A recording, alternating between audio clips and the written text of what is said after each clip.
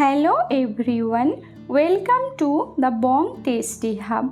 আজ আমি দারুণ টেস্টি এবং সহজ একটি রেসিপি আপনাদের সাথে শেয়ার করব। রেসিপিটি হলো মশালা ভেন্ডি। এখানে আমি 300 গ্রাম ভেন্ডি নিয়েছি আর খুব ভালো করে ধুয়ে একটা শুকনো কাপড় দিয়ে মুছে নিয়েছি। এবার ভেন্ডিগুলোকে কেটে নেব। তো আমি সামনে আর পিছন দিকে কেটে বাদ দিয়ে মাঝখান থেকে 2 টুকরো করে তারপর একটু হালকা করে চিড়ে নিচ্ছি। আর এভাবে ভেন্ডিটা কাটলে মশলাটা ভেন্ডির মধ্যে খুব ভালোভাবে ঢুকতে পারবে। তো দেখতেই পাচ্ছেন আমি কিভাবে কাটছি। তো আপনারা সেম একই প্রসেসে ভেন্ডিগুলোকে এভাবে কেটে নেবেন।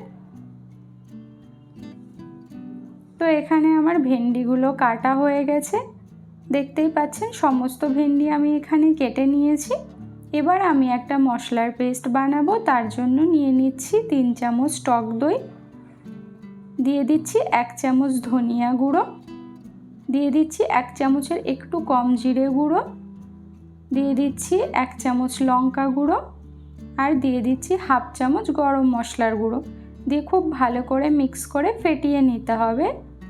তো দেখতেই পাচ্ছেন আমি এখানে খুব ভালো করে ফেটিয়ে নিয়েছি। মশলার মিশ্রণটা কমপ্লিট। এবার গ্যাসে কড়াই বসিয়ে দিয়ে দিচ্ছি 2 চামচ সাদা তেল। আর তেলটা খুব ভালো করে গরম হয়ে এলে এর মধ্যে কেটে ধুয়ে রাখা ভেন্ডিগুলোকে দিয়ে দিচ্ছি। ভেন্ডিগুলোকে আমি মিডিয়াম আঁচে 4 থেকে 5 মিনিট ভাজবো, এর থেকে বেশি ভাজা যাবে না। আর ভেন্ডি ভাজার সময় কন্টিনিউ নাড়তে হবে, না হলে পুড়ে গিয়ে ভেন্ডির কালারটা চেঞ্জ হয়ে যেতে পারে। দিয়ে দিচ্ছি স্বাদ অনুযায়ী একটু লবণ, দিয়ে আবারও ভালো করে মিক্স করে ভেন্ডিগুলোকে আমি ভেজে নিচ্ছি।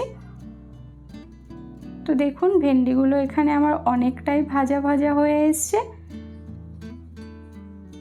আর একদম গ্রিনই আছে, কালারটা খুব বেশি চেঞ্জ হয়নি। তো এবার আমি ভেন্ডিগুলোকে নামিয়ে নেব।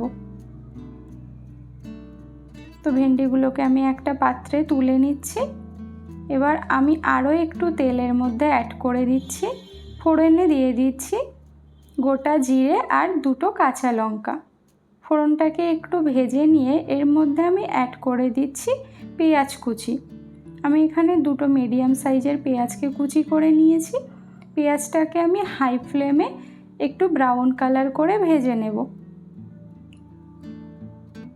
তো দেখতেই পাচ্ছেন পেঁয়াজগুলো অনেকটাই এখানে কালার চেঞ্জ হয়ে গেছে।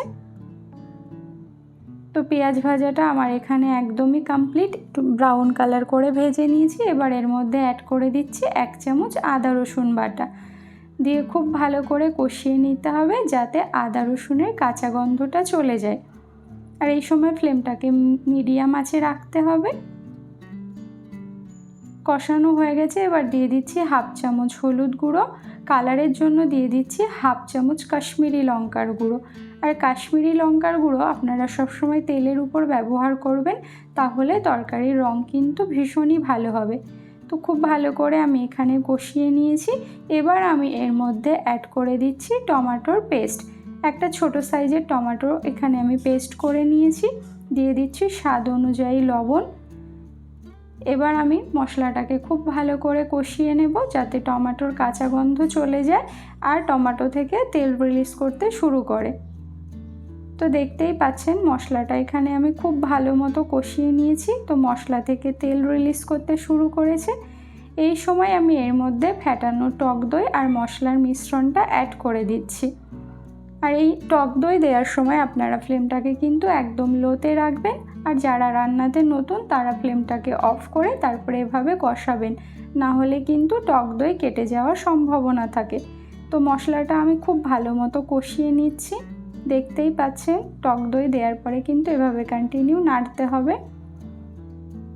তো আমি খুব ভালো করে মশলাটা কষিয়ে নিয়েছি। মশলার কালার একদম চেঞ্জ হয়ে গেছে। তো সামান্য একটু জল ব্যবহার করছি, দিয়ে ভালো করে মিক্স করে নিচ্ছি।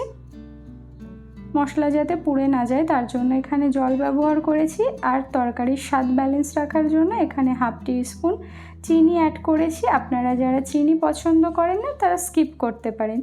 দিয়ে খুব ভালো করে মিক্স করে আমি লো ফ্লেমে 2 থেকে 3 মিনিট ঢাকা দিয়ে মশলাটা কষিয়ে নেব। 3 মিনিট হয়ে গেছে, ঢাকনা খুলে নিয়েছি। দেখুন মশলা থেকে তেল রিলিজ করেছে। তো খুব ভালো করে আমি আবারও একটু মিক্স করে নিলাম। এবার আমি এর মধ্যে অ্যাড করে দিচ্ছি আগে থেকে ভেজে রাখা ভেন্ডি।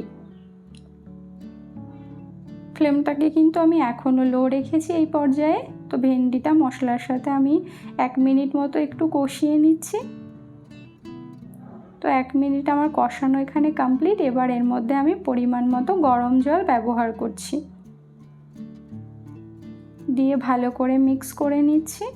আর এই রান্নাটা কিন্তু করতে একদম কম সময় লাগে, তো আপনারা অবশ্যই রেসিপিটি বাড়িতে ট্রাই করবেন। এবার আমি উপর থেকে একটু ড্রাই রোস্ট করা কাসুরি মেথি দিয়ে দিচ্ছি। আপনারা চাইলে এখানে ধনেপাতা কুচিও ব্যবহার করতে পারেন, তবে কাসুরি মেথির ফ্লেভারটা কিন্তু বেশি ভালো হবে। এবার আমি ঢাকা দিয়ে মিডিয়াম আঁচে 5 মিনিট মতো ফুটিয়ে নেব। 5 মিনিট হয়ে গেছে, ঢাকনা খুলে নিয়েছি।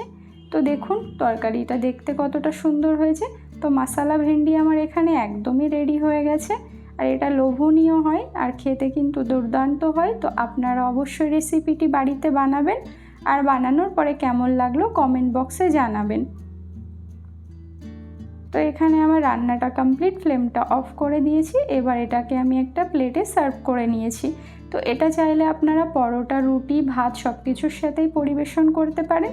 ভিডিওটি ভালো লাগলে একটা লাইক করবেন, শেয়ার করবেন, আর আমার চ্যানেলে নতুন হয়ে থাকলে চ্যানেলটিকে সাবস্ক্রাইব করে পাশে থাকা বেল বাটনটি অন করে রাখার অনুরোধ রইল।